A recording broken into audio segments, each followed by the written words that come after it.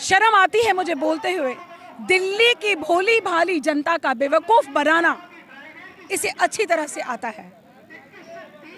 बिजली पानी फ्री कहकर पानी गंदे नाले का उन्हें चुप होकर बिठा दिया, क्योंकि खुद इनकम टैक्स में कमिश्नर रहा है।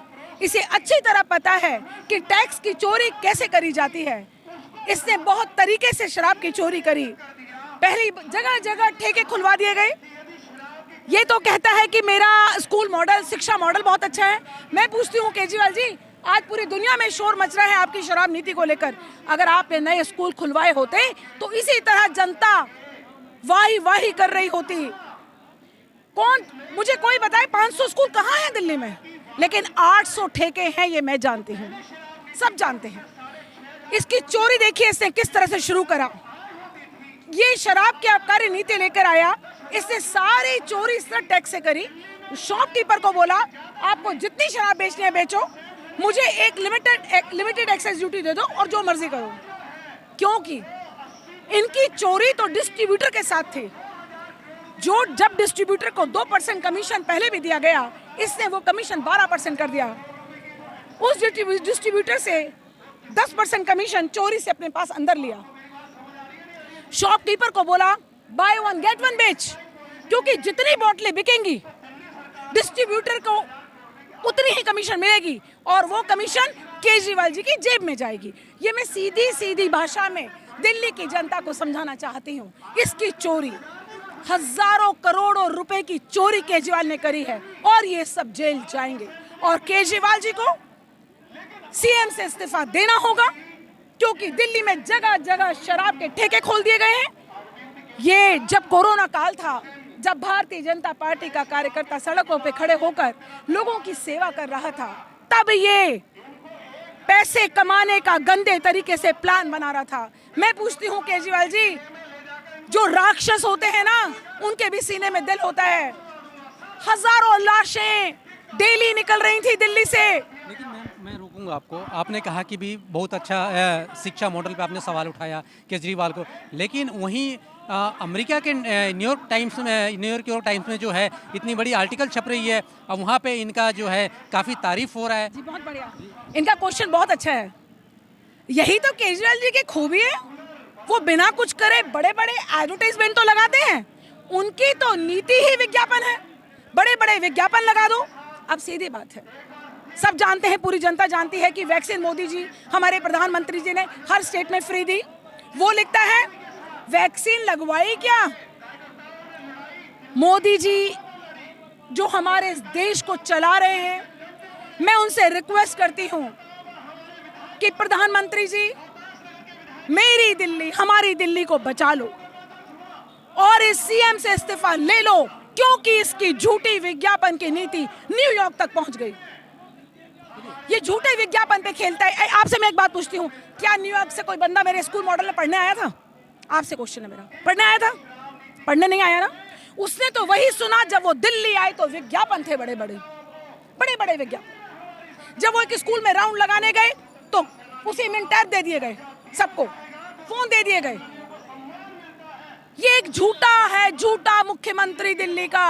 और अगर इसका झूठ अब नहीं रोका गया तो मैं आज कहती हूँ दिल्ली की त्राही मच जाएगी दिल्ली में। लेकिन केजरीवाल जी ये कह रहे हैं कि भी गुजरात में या हिमाचल में और जगह ऑल ओवर इंडिया में मेरी जो है लोकप्रियता बढ़ती जा रही है, जिसको लेकर भारतीय जनता पार्टी जो हमें बदनाम करने की कोशिश कर रही है। इसी के साजिश के तहत जो है सीबीआई का रेड मनीष सिसोदिया के घर पे डाला जा रहा है। जी जी जी, किस लोकप्रियता की बात करते हैं आप? इसकी जमानत तक तो जब्त हो गई थी गुजरात में, हिमाचल में, पंजाब में। इसके आने का एक बहुत बड़ा कारण है जी, बताइए क्या?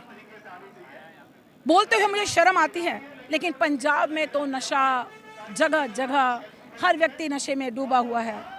जिस तरह बिजली पानी इसने दिल्ली में लालच दिया, उसी तरह शराब का लालच इसने पंजाब में दिया और लोगों से वोट ले ली। आज पंजाब का बच्चा बच्चा इसके नाम से रो रहा है। मूसे वाले का मर्डर कर दिया। सीएम ये था, सीएम नहीं, केजरीवाल की सरकार थी, है ना? केजरीवाल की सरकार थी, इसी का सीएम था। तो मैं पूछती हूँ इसके आते ही मूसेवाले का मर्डर कैसे हो गया? कौन जिम्मेदार है? ये जिम्मेदार है।